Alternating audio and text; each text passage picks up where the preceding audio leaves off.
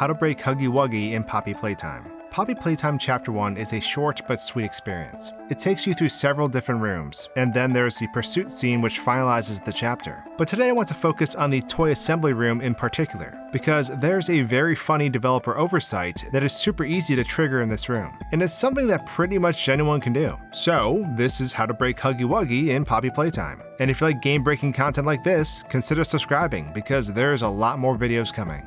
Alrighty. So we have our second grab pack hand, and now we're coming down the conveyor belt for the toy assembly room. I assume most of you by this point know the drill. We pop up top, stretch our hands out to restore the power, and then we can hit the big button down below. Once this happens, we're able to assemble our toy. We just have to wait for it to pop out of the pipe at the end.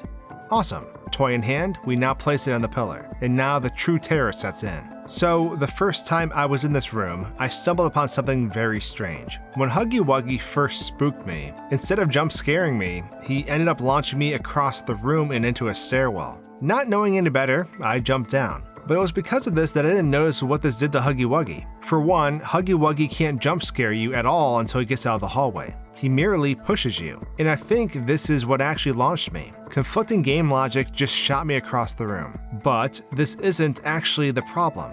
The problem is Huggy Wuggy's logic. So Huggy Wuggy can only track the player when they are near the floor. The pathfinding for Huggy, which is the quickest route from Huggy to the player, is constantly updating. Now, I can't tell if this is determined by the player's actual position within a certain Y value range, as in a set vertical distance, or if it has to do with Huggy Wuggy's line of sight. But for some reason, Huggy doesn't know how to respond when the player gets out of reach.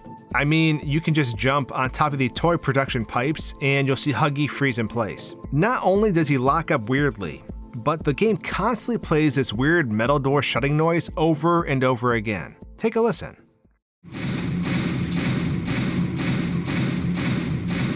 As long as a player can't be reached, Huggy Wuggy will lock up.